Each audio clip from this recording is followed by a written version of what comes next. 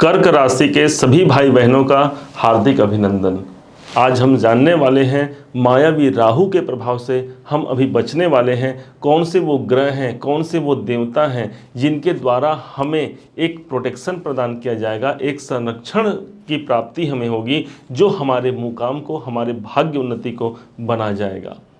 ध्यान रखिएगा, राहु एक ऐसे ग्रह हैं जो ठीक आपके नवम भाव पर प्रभावी हैं।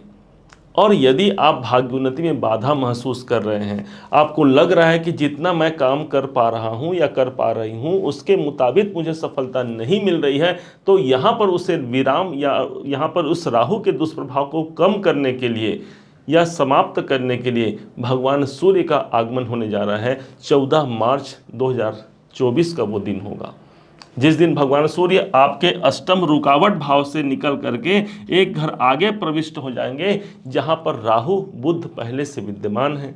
देखा जाए तो बुध को यहां पर अच्छी अनुभूति होगी।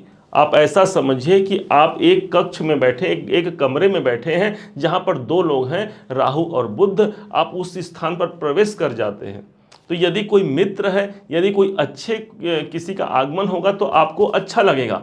तो बुद्ध यहाँ पर अच्छी अनुभूति करेंगे, भाई उनके राजा आए हैं। और राजा तो राहु के भी राजा हैं भगवान सूर्य।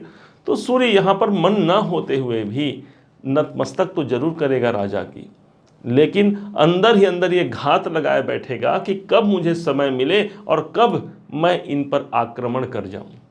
होगा क्या कि जैसे सूर्य भगवान आपके भाग्य भाव पर सुशोभित होंगे, भाग्य उन्नति के दृष्टिकोण से ये एक बहुत अच्छा वातावरण, एक बहुत अच्छा समय होगा। 14 मार्च से लेकर के 13 अप्रैल का समय।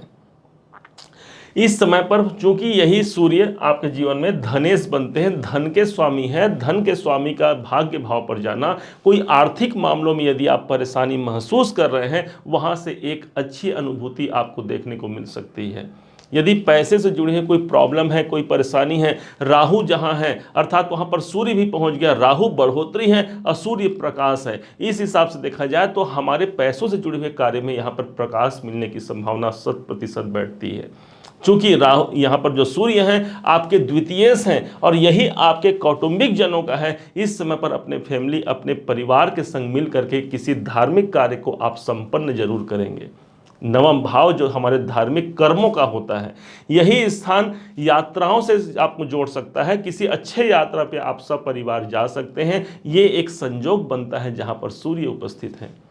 सूर्य के पास एक ऐसा पावर है, एक ऐसी शक्ति है, अग्नि तत्व के ग्रह माने गए हैं। जिस राशि पर ये जा रहे हैं इनके कुल पुरोहित देवगुरु बृहस्पति की राशि 12 नंबर की राशि है। अर्थात सूर्य यहाँ पर निडरता पूर्वक अपना कार्य करेंगे, अर्थात एक राजा एक शासन चलाएगा और उस शासन के अंतर्गत यदि कोई उद्दंडता करेगा उसे यहाँ पर प्रताड़ित किया जाएगा। और शायद इसी कारण से राहु यहाँ पर एक शांति की भांति, एक सौम्य व्यक्ति की भांति हाथ पे हाथ धर करके बैठे रहेंगे। होगा क्या, अब इस कार्य में थोड़ा सा ट्विस्ट आएगा कि 26 मार्च का एक टाइम आएगा जिस दिन बुध देव जो 3 ग्रह बैठे हैं इसमें से बुध निकल करके एक घर आगे चले जाएंगे, अर्थात आपके कैरियर भाव पर चले जाएंगे। भाई कैरियर के दृष्टिकोण से अनुकूल हो गया। अब यहां पर बच जाते हैं सिर्फ राहु और सूर्य भाग्य भाव पे। राहु अब फिराक में है कि कब मुझे अवसर मिले और इस सूर्य पर मैं ग्रहण लगा दूं। सूर्य भगवान को भी यहां पर साथ नहीं है, क्योंकि साथ नहीं मतलब कि बुध तो चले गए हैं जो उनके राजकुमार हैं, सूर्य भगवान भी यहां पर अकेले पड़ गए। और दिन आता है 8 अप्रैल सन 2024 का, जिस दिन रात्रि के करीब 9:12 को यही राहु सूर्य को ग्रहण कर लगा जाएगा। तिथि होगी अमावस्या की तिथि और इस ग्रहण काल पे भगवान सूर्य पीड़ित हो जाएंगे। 4 घंटे 25 मिनट का यह ग्रहण काल होगा, लेकिन इसका प्रभाव, इसका दुष्प्रभाव 2 दिन पहले और 2 दिन बाद आपके जीवन पे सर्वाधिक देखने को मिलेगा।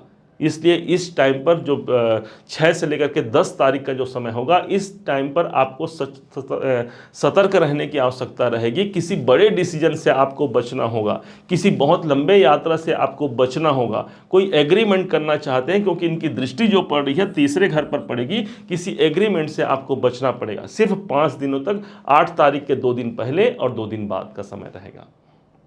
इस पूरे महीने आप बहुत कुछ प्राप्त कर सकते हैं, क्योंकि भाग्य भाव पर सूर्य भगवान राहु एक संग रहेंगे। भाग्य की विडंबना देखिए कि इस टाइम पर एक सूर्य ग्रहण योग तो बनेगा ही बनेगा, लेकिन साथ ही साथ यही सूर्य भगवान आपके जीवन में कोई चमत्कार ला करके रखेंगे। ये राहु बड़ा ही समझदार ग्रह माना गया है, और इसी कारण से इन्होंने भगवान शिव और माता पार्वती का चरण पकड़ रखा है, शिव शक्ति दोनों को जागृत करके रखा है। शायद इसी कारण से इस कलयुग में सबसे ज्यादा उद्दंडता यदि किसी ग्रह के पास है तो यही राहु के पास है। एक सपोर्ट मिल गया इनको हमारे देवाधिदेव महादेव से। लेकिन भगवान शिव पार्वती दोनों ने राहु से शपथ लिया कि जो हमारे भक्त हैं या जो सतमार्ग में हैं, जो दान पुण्य अच्छे कार्य करते हैं, जो भगवत प्राप्ति में लगे हुए हैं, उन पर तुम कभी प्रहार नहीं करना। और इसी कारण से कहा जाता है इस टाइम पर यदि मातृशक्ति आराधना की जाए, माँ जगदम्बा की पूजा की जाए, तो ये राहु आपको नेगेटिव प्रभाव नहीं देगा, बल्कि आपके भाग्य को किस लेवल तक ले जाएगा आप स्वतः विचार कीजिए।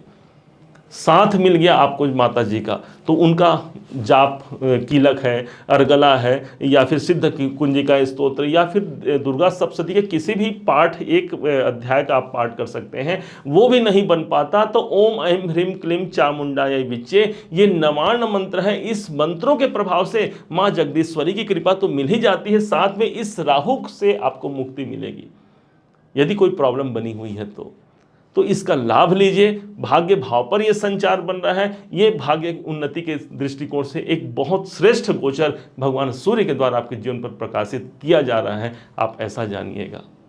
उम्मीद है आप सबने इसे समझा, आप सबने इसे जाना है। यदि आपने इसे समझा है, जाना है, मेरे समझाने का प्रयास यदि आपको सार्थक लगा हो, मेरे समझाने का तरीका यदि आपको सार्थक लगा हो, तो हर बार की भांति इस बार भी अपना प्यार भरा लाइक और कमेंट करना कभी मत भूलिएगा। बहुत मोटिवेशन मिलता है हमें कि हमने अच्छा कार्य किया है और कर्क राशि ने उसे सराहा है। और हाँ, यदि अभी तक आपने चैनल को सब्सक्राइब नहीं किया है, सब्सक्राइब भी कीजिएगा। पुनः एक बार फिर आप सभी का दिवस बहुत मंगलमय हो, इन्हीं शुभकामनाओं के साथ। जय श्री राम।